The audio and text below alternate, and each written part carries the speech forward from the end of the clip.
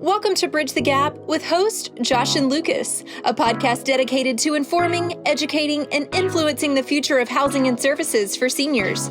Powered by our supporting partners, NHI, TSOLife, NRC Health, ERDMAN, Sherpa, TIS, and Rcare. Find out more about this podcast at btgvoice.com. Welcome to Bridge the Gap podcast with Josh and Lucas. We are at the EFA conference here in, where are we? We're in Salt Lake City, Utah, and it's hard for me to even tell that we're here because yesterday was like in the mid 70s and the wind of change is blowing in and it's going to get very cold very quickly. But I want to transition into our esteemed guest today. Today we have on the show Siobhan Winfrey. She is an associate principal architect at D2 in Dallas. Welcome. Thank you. So glad to have you on the show. And what brings you to a conference like EFA? You know, it's a great conference. We come here yearly, and just to be with your peers, learn from each other. There's so many companies and firms that are pushing the envelope, and just to learn from each other, really.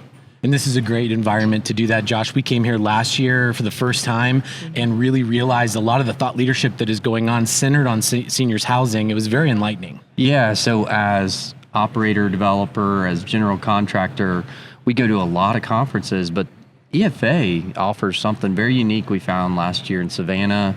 And so it was a place we had to put on our bucket list for this year. And it's a great environment. Love it. And so many innovative ideas, so many innovators like you. Thanks for being on our show today. Yeah. Looking forward to the discussion. Well, and today's discussion is going to be a great topic because, Josh, you have a big development background. You're in operations. I mean, there's a lot of things that can go wrong in the pre-planning of starting out a project. And so we're going to start to dive in today on how do we build a team? Who are the right people to get in the seats to help organize this type of a project, all the way through another topic, which is pre-construction. Before we get into that, Siobhan, tell us your background and what has led you into your passion for senior living. Sure. So I am so grateful for my background. I'm thinking last century is where I started my career, and it was an office, and it was very great. It was a good foundation for developing how to put a building together really quickly, rules of thumb, things like how much square footage do you need for parking, surface parking, how much do you need for structured parking, things like that. So knowing that and having that foundation, that was just really good to have that and bring that into the senior living industry, because senior living is just so complex. That's what I love about it. It's just, there's always something to learn from it. I mean, you think about it, it's got I2, I1, depending on what state you're in. You've got A2 assembly. You've got S2 for parking if you've got structured parking. You've got R2. I mean, it's just all this wonderful mixed-use occupancies coming together and coexisting together. And from an operator standpoint, you've got those challenges too, bringing everybody together and taking care of them. So it's just very interesting to me that it's just always dynamic and always evolving. Yeah, so it's fascinating. So 14, almost 15 years of doing a lot of new development across the Southeast. It's interesting. You touched on, it's always a learning experience. I've never had one project that's gone exactly identical, and it's so fun to me to always be learning, and no matter what you're looking at, you're always looking at systems improvement and processes and things like that. But even what you just talked about, you know, that's all the different I2s and I1s and things. That can be like a complete foreign language to some of the team that circle around. So there's so many disciplines I have found through the years that have to kind of assemble around that planning process in this area that we call pre-construction, which is kind of a big milestone in any project, but everything prior to that construction. So really look forward to hearing how your experience can inform that process. Siobhan, so when you sit down, there's a customer that's come in and they say, we've got a project that's in the works. We found a site, we have some ideas, but we're not exactly sure how to go from A to Z. Right. Start us through walk through that process of the beginning conversations. So I think the first thing is, before we put pen to paper, is we got to understand our client. And everybody has different communities. Even in a multi-site community, it can be different culturally. And we want to really understand what is that wow factor that differentiates you from another community. And so how can we foster that in the design throughout the process of the design to fulfill that wow factor. So we start at a really high level with the concept package, and that concept package will later be hopefully delivered to a pre-construction contractor to help us really define systems. So systems meaning, what does your MEP system look like? Are you looking at cool water chillers? Are you looking at air-cooled chillers? Are you looking at VRF, DX units? I mean, it's that complex, but at a very high level, summarizing that in a narrative so that we can not waste our time during a design process from schematic design all the way to construction documents. Wasting our time, we really know with a pre-construction contract, can you afford that straight up without going too far down the pipeline?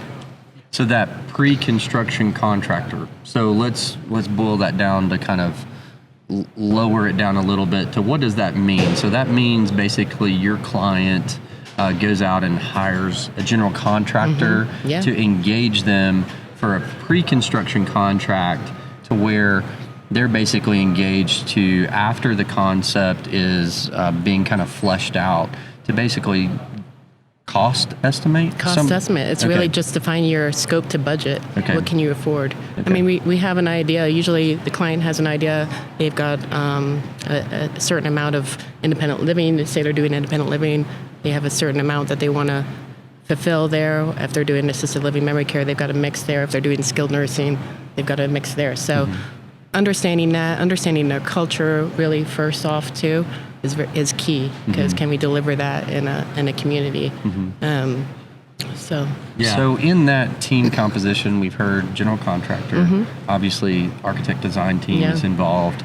I'm assuming your client would typically be like the developer, or it may be developer could be the operator. End user, And so typically you have your operator, your general contractor, your design team, and are they all part of this kind of creative discussion when you're talking concept on day one, or do they come in at different points? It may not be day one. We may just get a better understanding of what the client is looking for, understanding culture, and then once that happens, say 2 weeks into it, then we say, okay, here are the MEP firms that we recommend for you guys. Here's a structural engineer that we recommend. Food service is key. If you think about seniors are eating 2 times a day, that's the heartbeat of your community. Sure. And so making sure, and a lot of times that's your smallest piece of the pie for the consultant team. So making sure that they're involved early on. What's your menu look like? What kind of menu are you delivering? Back of house. What's that back of house? What are the services that you have? Are you outsourcing laundry? Are you outsourcing food delivery? Things like that. So that's key. Understanding that straight out when you're developing this concept package, we have to understand that, and that's instrumental in how we lay that out and how that flows. So dining is such a huge piece.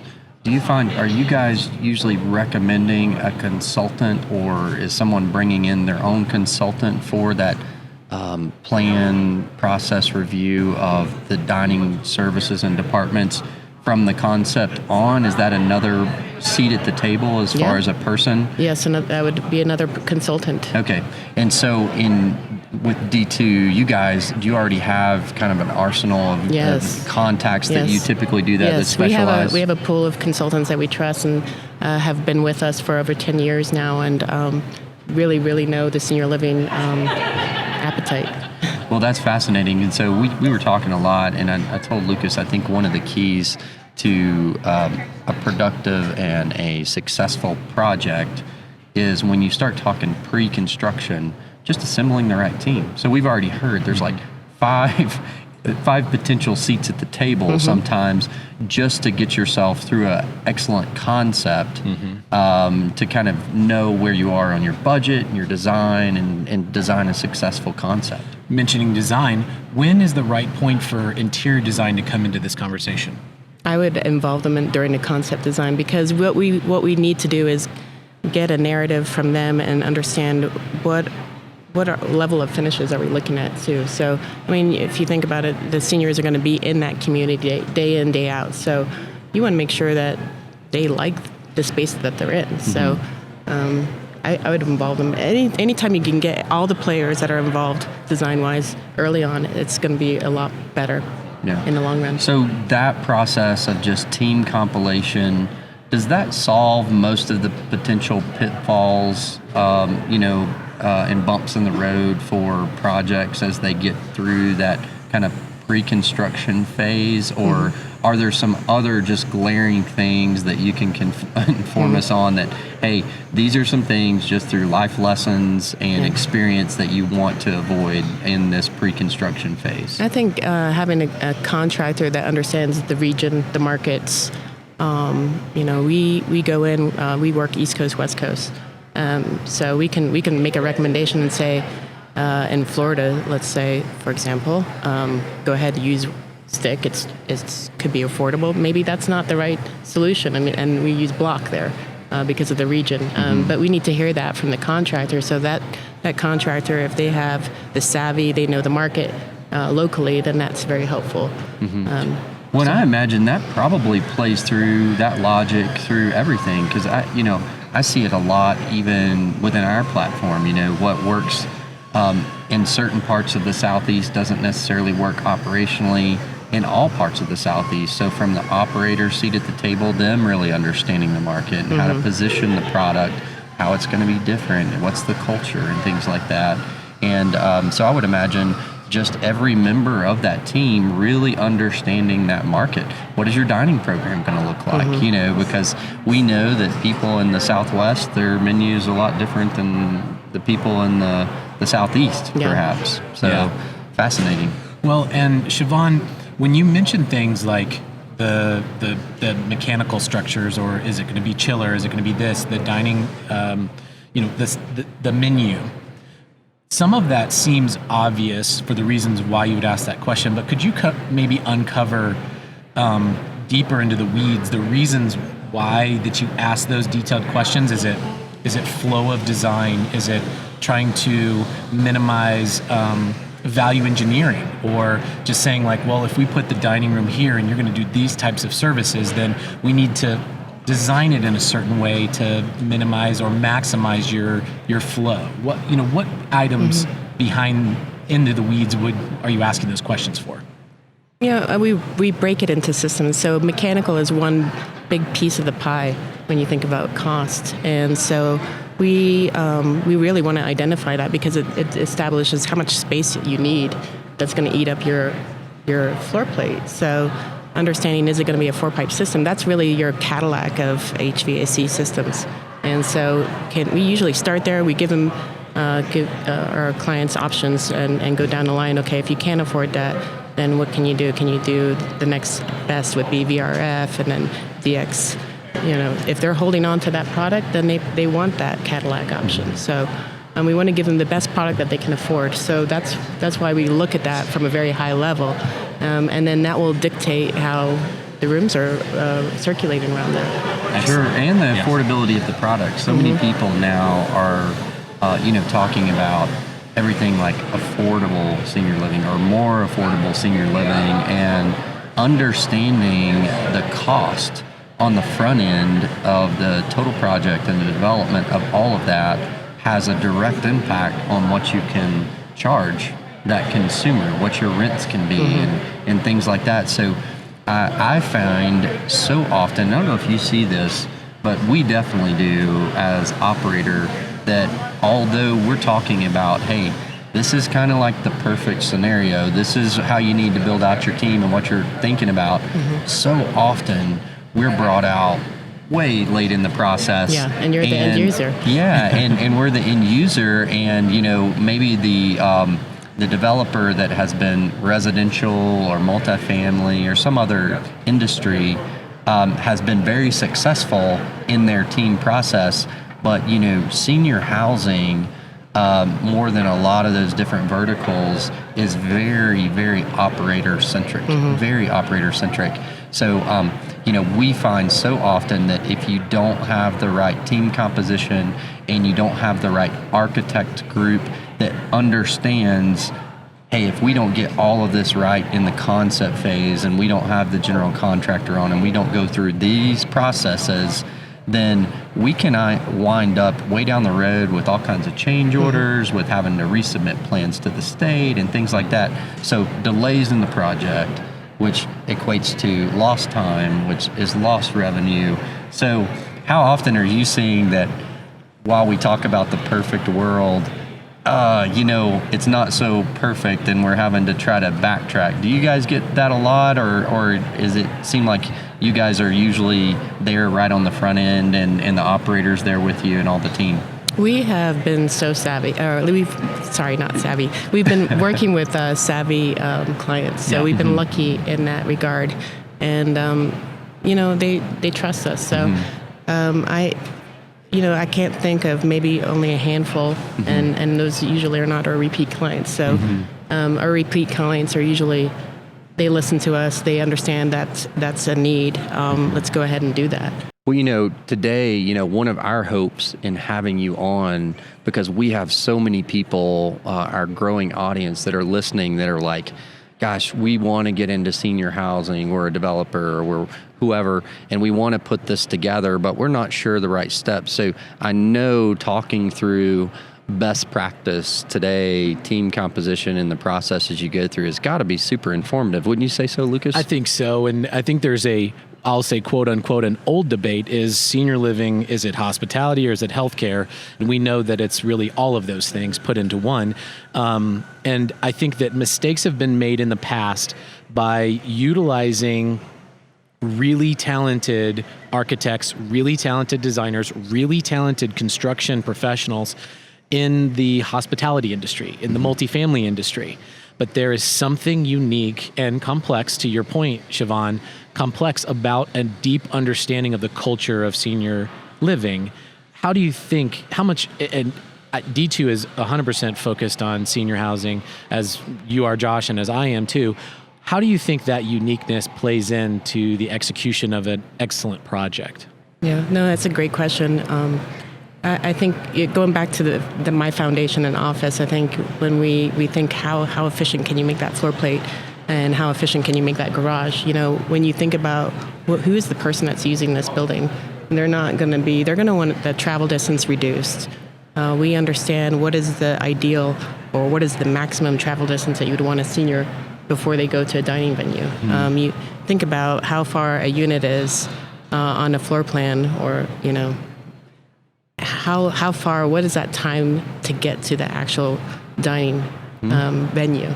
Or if they're in a structured parking garage, we may have to maximize it. We may have to bump up those ratios to, like, say for structured parking, it's 450 over when it's under a building instead of a 400 ratio. So things like that wouldn't normally play out in multifamily and office. We just have different rules of thumb that we're working with. Yeah. So what are some, I wanted to jump ahead and I don't want to take us too far off topic here, but one of the things Lucas touched on, hospitality, healthcare, and things like that, but curious to see, we're talking a lot here at the conference and hearing a lot of things around different hot topics, different trends and where senior housing is going, and everybody wants to kind of weigh in on that. So what are some of the trends that you're seeing? And I'm hearing a lot of terminology, and I'm getting a lot of requests to have conversation around mixed use and how that applies. Does it apply? Is senior living going to be applicable in mixed use? But what are some trends that you guys are seeing and working on? Sure. I think mixed use, it certainly has a piece of the pie. I don't think that's the only solution. And it's not for everybody. And it's something we're interested in, certainly. I think it's great because it gives seniors a purpose as they're part of a greater community. We see a lot of farm to table, so having community gardens, that's also a good outreach to the outer community, where you can have food programs where that helps the outer community and also is therapeutic. I think we need to solve the skilled nursing issue. How do we, a lot of CCRC's life plan communities, that's their mission, to serve that, whether they can do it or not financially, but they do it. But we need to find that way, that bridge between the hospitals, healthcare, and skilled nursing. How do we bridge that? That's not there yet. So I think we're at a fork in the road on that. We'll probably be looking at something new in the next 5 years, I hope. Yeah, absolutely. It's amazing where the trends are going. And I, on that topic of mixed use and on the farm to table things, I'm really intrigued by that. So on the farm to table specifically, is that something that you see applicable in any of the models, whether it's a suburban or rural or urban? Can it work and be designed in any of that? Or is that more of like a suburban and rural model? I think you can do it in both. Yeah, so give us an example of how that can work. So we actually looked at implementing this in a community legacy at Midtown Park in Dallas, and it's not urban, but it's in an urban, it's part of Dallas area. And we looked at, it's kind of the cherry on top. If you don't have the land, so going back to rural or suburban area, if you don't have the land, you can do a greenhouse hydroponics. You can look at hydroponics as an option, and it's kind of the cherry on top. You're not supplying the bulk of your food, but it's the garnish, and it's also just very attractive to look at. Yeah, and I'm assuming, is that something that you see resident programming from that perspective? Yeah. They're getting involved in that? Yeah, you have to have a champion that will take that on, because it does need attending to and attention. So having that from an operator standpoint, making sure that moves forward, because that is a full-time focus. Well, I'm seeing that so much, at least from my perspective, is a trend as I'm talking to other operators and designers, is that so much of the design now is looking not just to care for the resident or care for the patient, but it's how do we engage them? And that whole farm to table concept, and even getting the residents involved in some purposeful activity, I love that. You're kind of coming at it from not only how you provide something for the community and that's beneficial, but how can you provide something for the residents to be involved in? So I love that concept. And it's therapy too. If you think you can have it in such a way where people can use it for sensory reasons, visual reasons, it's a good program, I think. Love that. Well, and I have some insider knowledge that D2 does a lot of outside education. You guys are big on thought leadership within your organization. And I believe, talk to us about, I think that you guys have done some sleepovers inside communities. Tell us about that experience and if you would recommend that for other people. We've been doing this. We've been collecting data for over 10 years now. And so everybody in our office, every employee, doesn't matter who you are, you go to a community, and I'll give an example. I went to Indiana and went to a community there, and I was assigned an ailment, and I didn't know what that was until I arrived. So I went to a skilled nursing community there. I had a fictitious hip replacement, and so I was there sitting there in a wheelchair for the next 7 hours. And so I think I have enough upper body strength, but I'm not super strong, and I'm just thinking, if I'm maybe fast forward 30 years later, I might not be as strong. And just negotiating floor transitions, that was a little bit of a challenge. So it helps us go back to the drawing board, so to speak, and really understand what are the things that are important. So tiny details, like where's a light switch?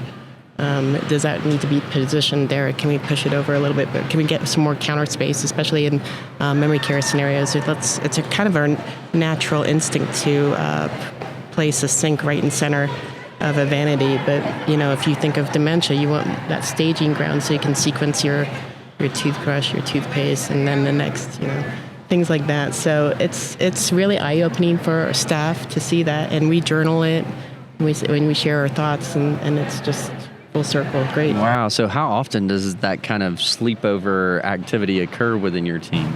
So at least once for every staff member, but people are welcome to do as many as they want. That is fascinating. So I agree. So similar story, I may have shared this with you, Lucas, but when I first got into senior care 14 years ago, I knew nothing about senior living. I had grandparents, and that was about as close to seniors as I was. But the owner of the company was very, I thought, forward thinking, and actually had me stay in the community for a whole summer. And literally I worked every job in that community, commuting back and forth on the weekends and things like that.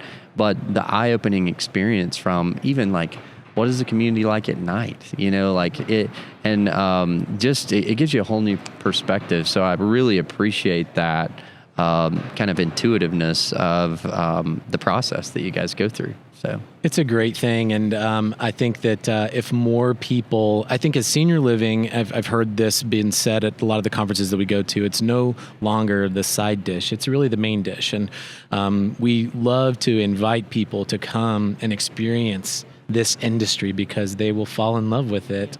It has a way of doing that to really good people, which is really what makes up this industry. Siobhan, thank you so much for being here. If people that are listening, they have questions further, they talk more about pre-construction and how to build a team, and maybe they're looking at projects. What would be the best way for them to get into contact, or maybe the questions that they should be asking? I mean, just give us a ring. Email, phone call. Well, we'll definitely connect the audience to you guys in our show notes that we post up every week on our website and on social media. And sounds like you are open to our audience reaching out to you as well. Sure. So we'll connect them with you. Great. Thanks and that'd so much. be great. And we'd love for our audience right now, if you're listening, let's ask a question. Go on to our LinkedIn page, our Instagram page, our Facebook page. What are you seeing as far as design trends? What are some things that you're wanting to see that maybe you're not seeing in your existing community?